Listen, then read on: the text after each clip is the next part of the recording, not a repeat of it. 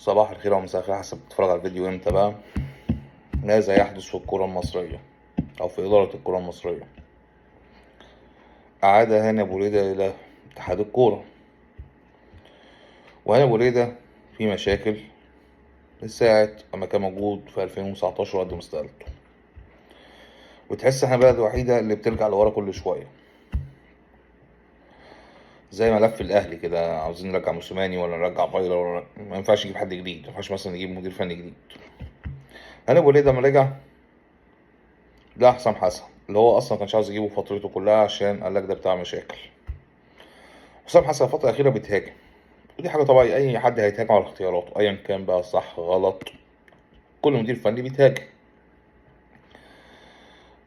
طيب عندنا منتخب، في منتخب اولمبي، منتخب شباب، منتخب وطني، المركز اللي هو المنتخب الاول.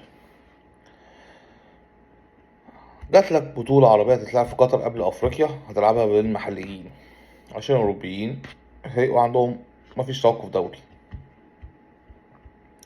طيب حلو، خلاص نلعب.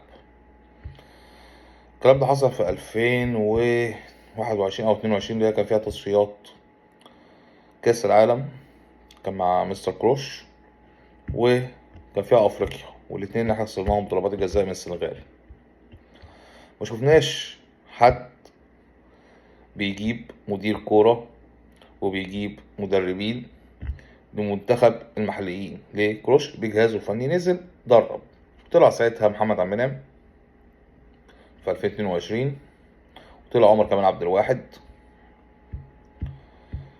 مش قادر افتكر طلع حد تاني ولا لا، بس دول اللي برزوا جامد. ودخلنا ولعبنا. جه السنة دي قالك هتلعب بطولة العرب في قطر. طبيعي اللي يحصل، اروح بمنتخب الاولمبي، اروح بمنتخب الشباب بس مش هينفع عشان عنده كاس عالم، يا اما اروح بمنتخب الاول بحسام حسن بس بالمحليين. قالك لا، احنا مين الاداره الفنيه اللي بقالها سنه معايا ودول التحتيم كلهم خطوط حمراء ما عدا كابتن حلمي طولان. كابتن حلمي طولان، احمد حسن مش عارف بيعمل ايه في الاتحاد، وعصام الحضري برضه معرفش بيعمل ايه في الاتحاد. عقليه عصام الحضري عقليه طفل، عقليه انانيه. ده كلنا شفناه وهو في النادي الاهلي، شفناه وهو في منتخب مصر في الاولمبي اما جاله عرض من بلد تانية راح معاه. كان ساعتها كان لم تاخدني الذاكرة، كانت سوريا مع كوبر، لم تاخدني الذاكرة، وهرب. طيب هاني ابو ريدة عمل ايه؟ رجع دول وقال لهم تعالوا امسكوا مراحل التطوير في اتحاد الكورة. طيب انتوا كلجنة عملتوا ايه في السنة اللي انتوا قعدتوها؟ ولا اي حاجة. ليه؟ في مشاكل ما بين كابتن حلمي طولان وكابتن حسام حسن ايام ما كان بيدربوا في الانديه، وفي مشاكل ما بين عصام الحضري واحمد حسن والكابتن احمد وكابتن حسام حسن عشان ما خدهمش معاه في الجهاز. وانا شايف ده حقه، كل واحد بيشتغل بالناس اللي بيحبها. طلع عصام الحضري عمل الفيديو اللي عمله، انا لو رئيس الاتحاد هعمل ايه؟ يلا يا ابني تهوى روح احمد حسن وعصام الحضري روحوا. لكن طالع تطلع لي بيان اهبل تقول لي احنا بندعم المنتخبات، ما انت تدعم المنتخبات، ما انت اسمك اتحاد الكوره ليه؟ هي شغلتك دعم المنتخبات. الحل ايه؟ ده هو هاني ابو ريده شكله هيمشي. هيمشي ليه؟ انه هيخبط في كابتن حسام. كابتن حسام ليه ظهير جماهيري على عكس كابتن عبد الله يرحمه واللي قاله وهو في الطياره، وعلى عكس كابتن حسام البدري. كابتن حسام البدري كان وراه ظهير جماهيري لغايه ما هرب من الاهلي برضه، وبعديها اشترك في بيراميدز والحوارات دي، فخسر جمهور كبير من جمهور الاهلي. هاني ابو ريده ما اعتقدش هو ليه جمهور، بالعكس ده الدنيا قايمه عليه من 2019. رجع تاني ازاي؟ الانديه الله يسامحها. انا عاجبني حسام حسن لغايه دلوقتي ما ردش، ودي حاجه كويسه.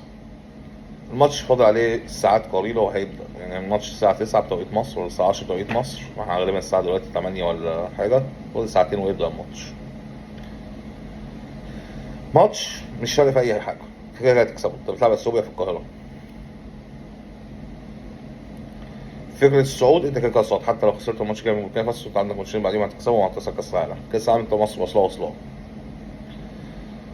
بس حسام حسن لو وصل النهارده وهو كسب الماتش بتاع يوم 9 هي فايق لك، وهنشوف صدامات احنا مش عايزين نشوفها.